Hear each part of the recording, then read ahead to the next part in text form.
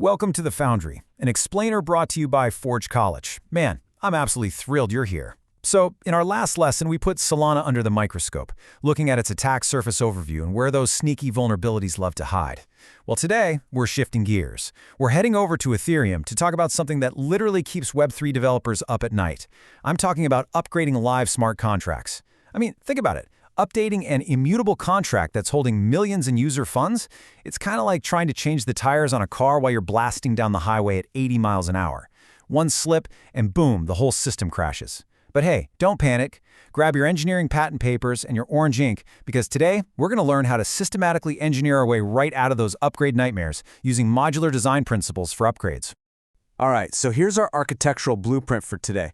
We'll kick things off with the upgrade dilemma, then move into the circuit board mental model. After that, we'll hit the core modular design principles, walk through refactoring a monolithic marketplace, and finally wrap it all up with the upgrade safety checklist. Let's get to it. Starting right off with Section 1, the upgrade dilemma, and the serious risks of monolithic smart contracts. So historically, a lot of devs leaned on these legacy central proxy patterns. And the problem? The implementation logic was just massive and completely tightly coupled, basically a giant tangled ball of code. Look at the contrast here. On one side, you've got this tightly coupled monolith. State is just shared everywhere. You try to fix one tiny little bug and say, fee calculations, and oops, you accidentally wipe out core user balances. It is a literal 3 a.m. nightmare waiting to happen. It's a house of cards. But on the flip side, look at the modular system. Here, we actually separate our concerns. We isolate our state. This means we can pull off these really safe, surgical component swaps with practically zero collateral damage. So if tight coupling is the root of our upgrade anxiety, then uncoupling, going modular, is absolutely our ultimate defense. Moving on to Section 2, the circuit board mental model. Let's talk about engineering your code. Okay, I want you to imagine your smart contract system as an electronics device, perfectly mapped out on a printed circuit board. In this mental model, every single contract is a distinct, replaceable component that just snaps right onto the board. But how does it connect? Right, through a module boundary. You can think of this as the pinout of your component. Your visible interfaces, so your public and external functions, along with your required storage layout, these act as the literal physical pins soldered down to the board. If you ever want to swap out a component for a newer version, you can only do it if that shiny new chip fits perfectly into those exact same pins. And to make that safe swap, you've got to rigorously respect 3 unmovable boundaries. First up is the storage layout. You need to treat your state variables like they're permanently pinned down.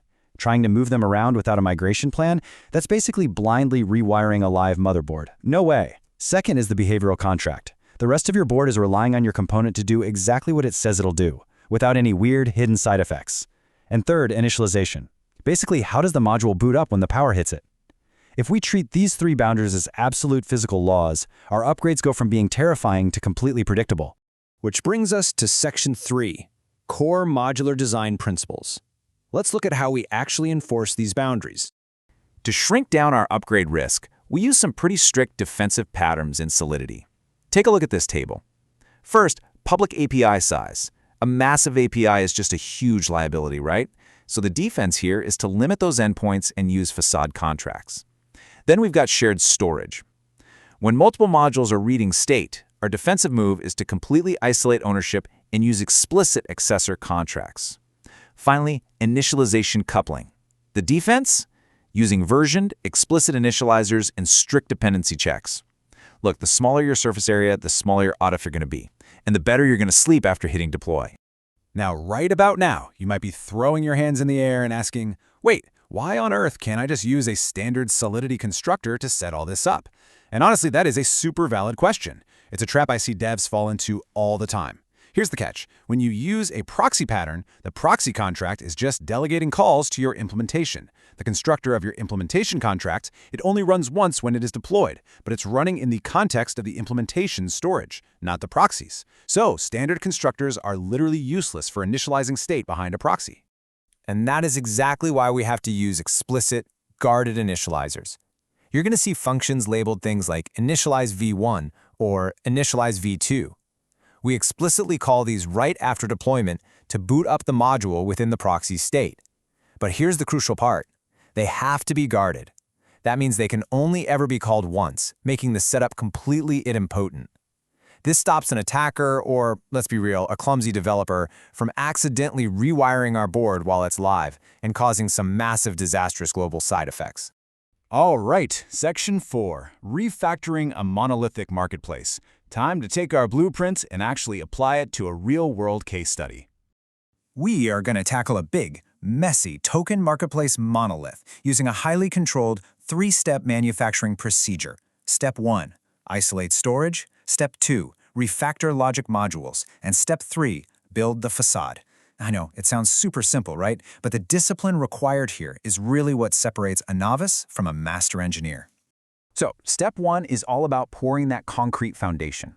We're going to rip out all the state variables from that tangled mess of logic and create just a single, minimal marketplace storage module.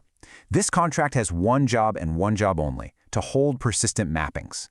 Things like listings, bids, and fee balances. By isolating the storage right out of the gate, we create a permanently pinned foundation. Our future logic chips will just plug into this, but the state itself stays perfectly safe and untouched. Next up, Step 2. We take all that leftover, tangled logic and slice it up into 3 totally independent, swappable chips. Boom! We get order logic to handle the order matching and bids. We get fee logic to crunch the intricate math of distributions. And we get admin logic for access controls. Because these are fully separated, they only ever interact with our storage foundation through very strict, controlled accessors. No stepping on each other's toes here. And that brings us to the crucial point, Step 3, building the facade. You really only want to expose a small facade contract to the outside world. Why?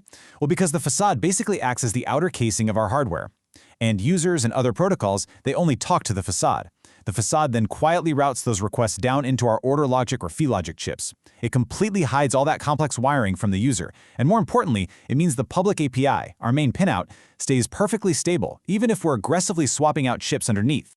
Now check out the ultimate payoff of all this architectural rigor. Let's say, worst-case scenario, a zero-day vulnerability is found in how we calculate fees.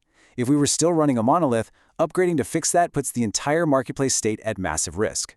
But in our new modular system, we just execute a surgical strike. We literally just pop out the fee logic chip and pop the patched version right back in. Order storage, user balances, matching algorithms, completely untouched. They're totally oblivious to the change. We successfully fixed the car while it was driving, and the passengers didn't even spill their coffee. Finally, Section 5, the Upgrade Safety Checklist. Consider this your final inspection report. Before you deploy, this checklist forces you to figure out if your change is just a simple drop-in swap or if it's a highly invasive migration. First, clearly identify the changed modules. Second, enumerate the exact storage slots affected. Third, map out those required initialization steps, and hey, remember those guarded initializers we talked about? Fourth, run targeted tests purely on that specific module. And finally, test the facade integration to make sure the routing still works flawlessly. Skipping even one of these steps? Yeah, that's just an open invitation to disaster. Look, if you take absolutely nothing else away from this explainer, please remember this cardinal rule. Treat storage ownership as a pinned contract. Never, ever move or rename shared storage without a rock-solid, incredibly well-tested migration strategy. If you casually change the order of variables in your layout, you have basically just rewired the motherboard while the power is on, and for sure, you will corrupt your data beyond repair. So as you head back to the drawing board on your own projects, I want to leave you with a somewhat provocative question to ponder. When you push your next code update, are you cleanly preserving the module's pinout, or are you secretly, haphazardly rewiring the entire board and just hoping for the best? Because taking the time to build modularly isn't just about writing clean code, it's about preserving the safety and trust of every single user interacting with your system. Thanks so much for hanging out with me today. If you want to master these architectural concepts, get some real hands-on experience, and dive even deeper into Web3, you absolutely have to visit forge.college. I'll see you in the next explainer, where we'll be tackling exactly how to write tests for these upgrade modules. Until then, keep engineering.